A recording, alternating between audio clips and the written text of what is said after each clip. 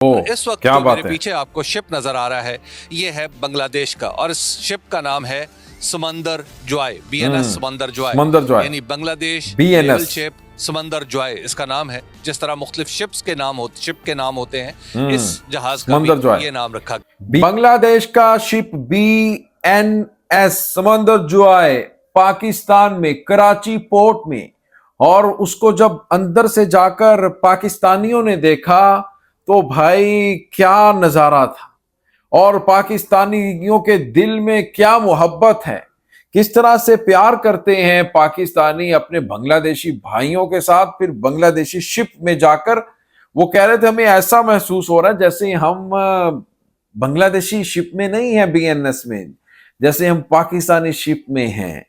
और 53 साल बाद मैं समझता हूं कि ये एक तारीखी दिन है जब पाकिस्तान में बीएनएस आई। उसके नेवी के लगभग 300 के करीब जो अफसरान हैं वो पाकिस्तान में अमन एक्सरसाइज 2025 के लिए आए, और फिर वहां पर एक्सरसाइज की, इंडिया को तगड़ा पैगाम दिया। इंडिया को मैं कहता हूं कि एक ऐसा स्ट्रॉन्ग मैसेज दिया है जिससे उसकी नींदें हराम हो गई हैं। फिर बांग्लादेश के जो एडमिरल मोहम्मद नाजमुल हसन जो नेवी के चीफ हैं, उनका एक बड़ा स्टेटमेंट, यानी उनका जो स्टेटमेंट है, उनके बाद तो इंडियन की रात की वाकई ही नींदें उड़ गई। अस्सलाम वालेकुम दोस्तों, আমি এহসান খান আর আপনারা দেখছেন এহসান খান ইউটিউব চ্যানেল। আশা করি আপনারা সবাই ভালো আছেন। 53 साल बाद बांग्लादेश की शिप बीएनएस समंदर जॉय, ये वो जहाज है, one of the best Bangladesh का ये बहरी जहाज, पाकिस्तान के पानियों में, पाकिस्तान में आया। और फिर पाकिस्तानी जो मीडिया पर्सनैलिटी है और सहाफी जर्नलिस्ट, वो उस शिप में गए, जाकर विजिट किया, लोगों को दिखाया, और इस वक्त पाकिस्तानी बहुत ज्यादा खुश हैं। और वो जो एंकर है जिसने जाकर अंदर दिखाया, पाकिस्तान का प्रोमिनेंट एंकर है हबीब अकरम, उसने लोगों को दिखाया है, बताया है कि देखें ये हमारा भाई, हमारा मुल्क बांग्लादेश जो उस वक्त हमसे जुदा हो गया था हिंदुस्तान की साजिश की वजह से, अब हम अल्हम्दुलिल्लाह फिर करीब आ रहे हैं।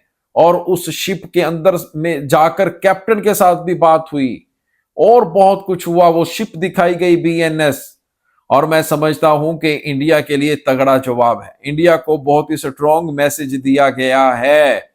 अब देखें कि एडमिरल मोहम्मद नाजमुल हसन ने यहां तक कह दिया है कि सब कॉन्टिनेंट का जो ये सी एरिया है, जो पानी है, यानी इंडियन ओशन, उसमें पाकिस्तान की इंपॉर्टेंस है, उसमें पाकिस्तान बहुत अहम है, उसकी नेवी। फिर बे ऑफ बंगाल में पाकिस्तान और बांग्लादेश दोनों मिलकर वहां पर काम करने जा रहे हैं। तो दोस्तों आइए वीडियो देखते हैं, बहुत इंपॉर्टेंट वीडियो होने जा रही है। मेरी आपसे स्पेशल रिक्वेस्ट है, इस वीडियो को आपने अंत तक जरूर देखना है। आइए जी वीडियो देखते हैं, फिर हम इसके ऊपर बात करेंगे। 3, 2, 1 एंड क्यू।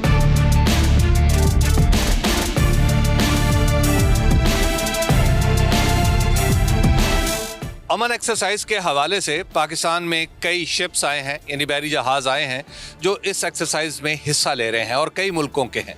और इस वक्त जो मेरे पीछे आपको शिप नज़र आ रहा है, ये है बांग्लादेश का, और इस शिप का नाम है समंदर जॉय, बीएनएस समंदर जॉय, यानी बांग्लादेश नेवल शिप समंदर जॉय इसका नाम है। जिस तरह मुख्तलिफ शिप के नाम होते हैं, इस जहाज़ का भी ये नाम रखा गया है। तो आइए ज़रा आपको इस जहाज़ के अंदर लेके चलते हैं। बांग्लादेश और पाकिस्तान का रिश्ता ज़ाहिर है तवाम था। हम कभी एक ही मुल्क हुआ करते थे, लेकिन हालात ने और वक्त ने हमें एक दूसरे से दूर होने पर मजबूर कर दिया।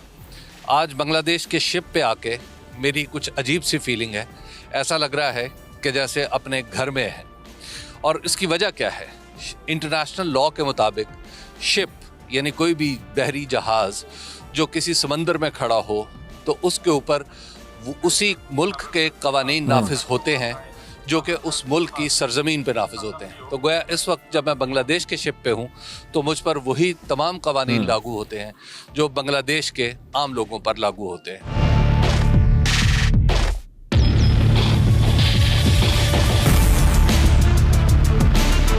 वाह, क्या बात है। बांग्लादेश नौबानी के जवान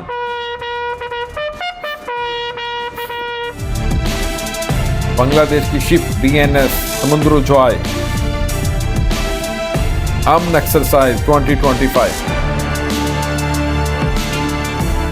बांग्लादेश का जहाज़ आपने देखा, हम भी इसके अंदर गए और हमारे चीफ ऑफ नेवल स्टाफ ने भी इस जहाज़ का दौरा किया और इस जहाज़ के अंदर मौजूद जो मेहमानों की किताब थी उस पर अपने तासुरात भी दर्ज किए।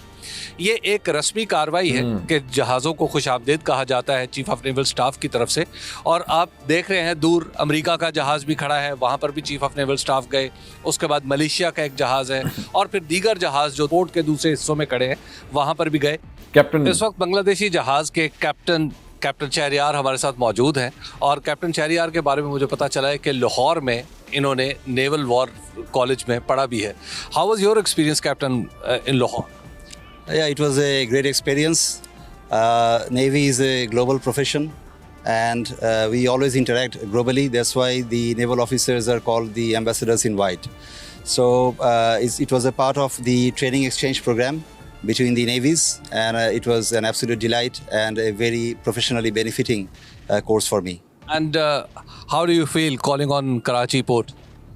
Yeah, it feels great coming here and participating in the exercise with all these navies and my fellow counterparts around the globe. It's a great experience. Will you please tell us something about your ship here?